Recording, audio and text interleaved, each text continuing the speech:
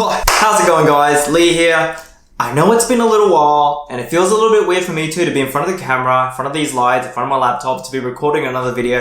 It's been a while, work's been quite hectic, but if you've recently have joined the channel and subscribed, thank you. Welcome to my channel. We talk finance. I try to do it once a week, and if you've commented, I would have probably replied to you as quick as I can. I do try to get through them even when I'm at work, and I really appreciate the positivity that you guys have been sending my way, and I'm glad the videos are helping some of you guys out there. So, with the huge amount of engagement in my savings account video, I thought I might do a follow-up because the cash rates in Australia, I don't know if you've been keeping up with the news, has fallen. And it's probably projected to fall again. Now, for some of you who may not have heard about the lower cash rates in Australia, I suggest just doing a quick Google. But essentially, what it means for the consumer is 1, lower interest rates on your home loan, and also lower interest rates on your savings account because cash is so cheap to get. And now, the awesome thing is if you're looking for a home, you can get home loan rates under 3%, which I don't remember the last time we saw 3% in Australia, let alone under 3%. So it's a great time to actually look for a home, and many of the even big banks are trying to compete with the smaller banks and lock you in for a 5-year period under 3% flat. But enough about home loans, let's get into savings accounts. Where should you park your money? Where should anybody put their millions and millions and millions of dollars? Now, to get started with this video, first I want to go through the big 4. And the reason why I go through the big 4 is most of you guys here who are watching the video have a bank account with one of Australia's big 4 banks. So let's get into it. First one on the list is Westpac. Now, quick disclaimer, I am a Westpac shareholder. I do hold shares in Westpac. Love the dividends that they give through. Great, perfect. If you're a dividend investor, shout out to you guys. You know where it's at. Now, Westpac has an account called Westpac Life, which offers 1.95%. Not bad for a big 4 bank. Now, when I was looking through the PDFs, all the terms and conditions, forums, going on to Finder, the Australian website that, lists all these rates and whatnot, I couldn't find a maximum balance that you could have with this account. So it seems like there is no cap to this account at the 1.95%. And the only other condition to this account is that you just had to have had your balance at the end of the month higher than what you did last month. So, for example, if you had it at $1, and in this month, next month, it has to be higher than $1. So, like $1.10, $1.20. You get what I'm saying. So, let's say you deposit $1,000 into the savings account each month. You start off with $1,000. Next month, you ideally have $2,000. Therefore, you've met the requirement and you get 1.95. Which kind of makes sense why there's no maximum, because you ideally want to be going up every single month and making it higher and higher and higher. That's the only way you can get the 1.95. So Westpac, pretty good. Moving on. NAB. Now, NAB's probably the lowest of the top 4 banks. Their reward saver comes with 1.86% on the condition that you make no withdrawals, make a deposit by the second last day of the month. Doesn't say what amount, just a deposit by the second last day of that month. Although it's not that good of a rate at 1.86%, it's less than the Westpac Life. With Westpac Life, you only have to have a higher balance than what you did before. Here, you're not allowed to make any withdrawals and you have to deposit in some money. And also, NAB's gone through a lot of restructuring. They had their whole fiasco at the end of 2018 where their CEO went through a bit of dealing and whatnot, and then they had to remove him. There was a lot of financial troubles with the bank, then he just decided to go on a holiday and the shares has plummeted down. Yeah, there was a lot of things that were going around with banks, but NAB was pretty bad during that period as well. So they're doing a lot of restructuring. I think what they're offering here is great, but not ideal for one of the top 4. Nor do I remember the last time I actually saw a NAB ATM, by the way. So if you're doing banking with them, I don't know what the main benefits are with NAB, but yeah, it's alright. Now, one that's on par with Westpac is ANZ's Progress Saver. And now previously, ANZ out of the top 4 had the highest savings account. I forget the exact rate, but I think it was around 2.3 or something like that. Now they're offering 1.95 with a maximum balance of $250,000, which, by the way, is the amount that the government will guarantee in each savings account offered by an ADI or authorized deposit taking institution. Now, the conditions on this ANZ account is that you make no withdrawals and that you deposit at least $10 per month. Pretty easy, pretty straightforward. $10 per month. You get your 1.95% interest rate with no withdrawals. Now, with Lucky Last and Australia's biggest deposit holder, my favorite bank that I don't use for savings, but I use for almost everything else, except for trading actually, self-wealth for trading, link down below, is CBA. Now, CBA's Goal Saver account is offering 1.84%. Not the best. I mean, it's pretty decent when you compare it to the other ones. It's only like, 0.1 basis point of a difference. In saying that though, with that account, you are required to have $250,000 to $1 million in the account to get that interest rate. So, I know, rather disgusting for me as well. but that's the amount that CBA suggests that you have in that account to get that interest rate. Oh, and also you need to make $200 per month in terms of deposits into that account to get that interest rate.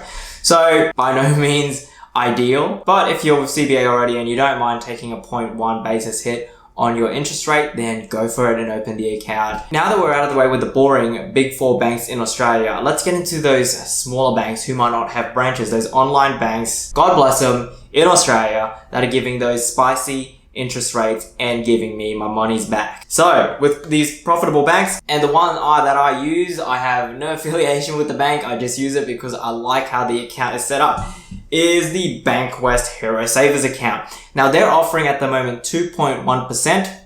I know, not that too much far off of the big four, with a maximum balance of $250,000. Again, that's what the government guarantees for each bank account, which makes sense. The only conditions with the account is that you make no withdrawals and that you deposit $200 a month minimum. The other good thing with the account that I like, and I would have mentioned in my previous video, is that there is no card attached to the account. So there is no way that you can actually spend the money unless you withdraw the money, but you're not allowed to make withdrawals, so the money just stays there. Because in savings, you want to make as many psychological barriers as you can to actually withdrawing and spending the money to actually stop you from spending the money. So Bankwest Hero Saver, I've used it to actually save up for my first home loan deposit.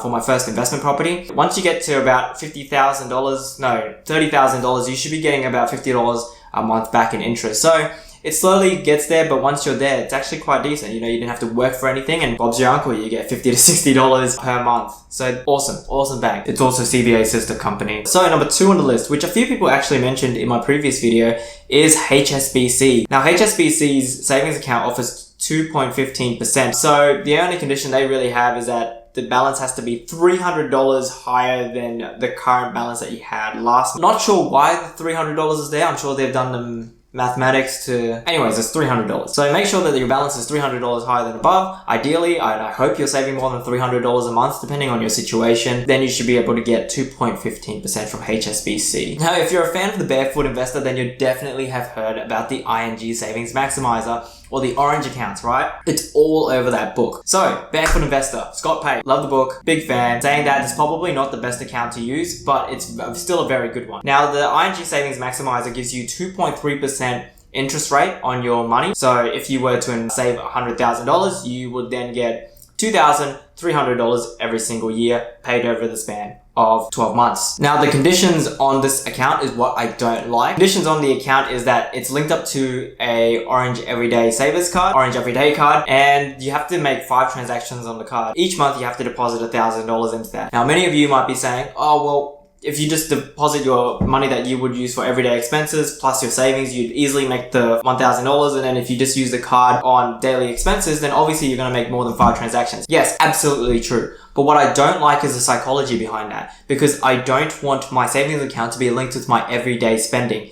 Psychologically, I just don't like it, and having it on the back of your mind that you have to make 5 transactions with that one card and wait for it to actually clear, I don't know. Practicality wise, it really doesn't affect your finances at all, because ideally you should be saving a lot of money anyways, and you should, I hope you're making more than $1,000 a month that you can put into the account to get that rate. I mean, I know how I am with money, and I just don't like that those two things are linked up together, and I'd imagine for many people out there, it's probably not a good fit either. Great account, great bank. They don't charge you any money if you draw from another ATM because they have no ATMs. But for me, it's a no. Now the last one, which is the best one, which was still the best one in the previous video, is UBank USaver Ultra from NAB. It's actually NAB's sister company. Now they're offering 2.41% with a maximum balance of $200,000 with no withdrawals, and you have to make a monthly deposit of $200 per month. I've had a couple questions in the previous video asking me, have you used UBank? Is there anything wrong with it? I've heard some negative reviews, but I've heard some good ones as well. I will say this, if you're just using them for their online savings stuff and you don't require quality customer service and all that kind of stuff because you're just moving money in and out, then you'll be fine. The only times that I've seen negative reviews is when people actually call up for home loans and all this other kind of stuff. And I mean, the finance space, I don't think any bank has had like 100% or even 95%